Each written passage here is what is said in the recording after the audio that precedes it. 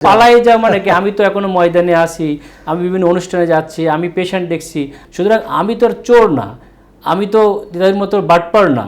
আমি আমার নিজের টাকায় চলি, আমি ইনকাম করি, সৎভাবে ইনকাম করি, আমি মানুষের জন্য কিছু দিই। আমাদের মধ্যে তো সততা আছে। যেমন কয়েকদিন আগে যিনি একজন মন্ত্রী বা জামাতের A to Z এমপিরা, এই মানে নেতারা সবসময় বাইতুল মালের টাকা বা ডোনেশনে চলে। আমি বলতে পারি ওনার মতো 2-3টা এমপি আমি নিজেই কিনতে পারি। অনেকে বলছে যে নির্বাচনের পরপর ডক্টর খালিদ সাহেব তুরস্ক অথবা ইউরোপের কোথাও শিফট হয়ে যাচ্ছে, এটা আপনারা নিশ্চিত থাকেন? এটার ব্যাপারে আসলে আপনার কি মতামত? তুরস্ক অথবা ইউরোপে শিফট হয়ে যাওয়া এটা কোনো মানে ফ্যাক্টর না। এটা তো যে কোনো ব্যক্তি, যেমন বর্তমানে যিনি প্রধানমন্ত্রী আছেন তার সম্পর্কে তো আছে যে উনি ইউকে সিটিজেন। আমাদের এখন পররাষ্ট্র মন্ত্রণালয় যিনি, উনি যেটা শোনা যায় যে বিভিন্ন দেশের নাগরিক, যেটা আমাদের বর্তমান স্বরাষ্ট্রমন্ত্রী তিনি নিজেই বলেছিলেন যে একটা অন্য দেশের নাগরিক কীভাবে ইন্টারিমে থাকে। আবার এখন যারা মন্ত্রী পর্যায়ে আছে তাদেরও অনেকে নাগরিক থাকতে পারে। সুতরাং আমি ব্যক্তি হিসেবে যে অন্য দেশে আমি যাইতে পারি না বা এক্সপিরিয়েন্স, যেমন আমি বিদেশে পড়ালেখা করেছি, যে সাবজেক্ট আমি দেশে এখন ডিল করছি সেটা তো দেশের কল্যাণেই আমি কাজে লাগাচ্ছি। সুতরাং আমি যদি তুরস্কে বা ইউরোপে বা আমেরিকায় যাই, সেখানকার এক্সপিরিয়েন্স নিয়ে এসে যদি আমি আমার দেশের কল্যাণে লাগাতে পারি, সেটা তো খারাপ কোনো কিছু নাই। না, তারা বলতেছে যে পালিয়ে যাওয়ার যে একটা মানে ভয় আমি তো পালাই যাওয়া মানে কি? আমি তো এখনো ময়দানে আছি, আমি বিভিন্ন অনুষ্ঠানে যাচ্ছি, আমি পেশেন্ট দেখছি। আমি তো একমাত্র ব্যক্তি যে বললাম তো ইলেকশনের পরের দিনও আমি এখানে আসি না। সুতরাং আমি তো আর চোর না, আমি তো তাদের মতো বাটপার না। আমি আমার নিজের টাকায় চলি, আমি ইনকাম করি, সৎভাবে ইনকাম করি, আমি মানুষের জন্য কিছু দিই।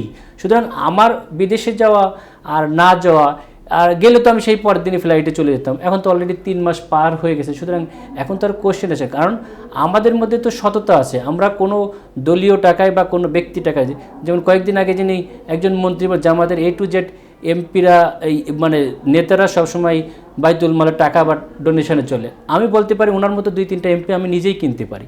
সুতরাং আমি তার টাকায় চলি না, আমাদের টাকায়। আমরা একটা অহংকারের জন্য বলতেছি না, তাদের এই কথাগুলো থেকে বের হয়ে আসতে হবে। জামাত এখন গণমানুষের সংগঠন। জামাত সমস্ত মানুষ কেমন ভালোবাসে সারাটা দেখেছেন, যে কোনো দলের জন্যে ট্রেনে, নৌকায়, লঞ্চে এই যে বিভিন্ন দিকে যাচ্ছে, তখন এক বাক্যে শুধুমাত্র দাঁড়িপাল্লা স্লোগান, ঈদের মতো যাত্রা, এই যে ভালোবাসার সৃষ্টি হয়েছে। আর যে জিনিসটা আপনি বললেন যে বিভিন্ন যে সেনা অফিসারদের মাধ্যমে আপনি শুনেছেন, আপনি একবার চিন্তা করে দেখেন সেনা অফিসারদের সন্তানরা ডাক্তার খালিদুজ্জামানকে কি পরিমাণ ভোট দিয়েছে।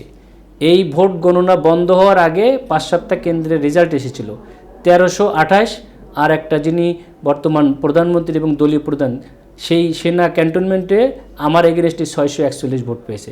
সুতরাং সেনা অফিসারদের কথা বললেই হবে না, তারা যথেষ্ট আমাকে ভালোবাসে এবং তারা জামায়াতকে এবং আমাকে এতটুকুই ভালোবাসে। আমার এগেনস্টে যখন একটা প্রোপাগান্ডা হলো রাত 11:30টার সময়, তাদের মধ্য থেকে একটা বিবৃতি আসা, এটা নিতান্তই তাদের অফিসারদের ভালোবাসারই প্রতিফলন।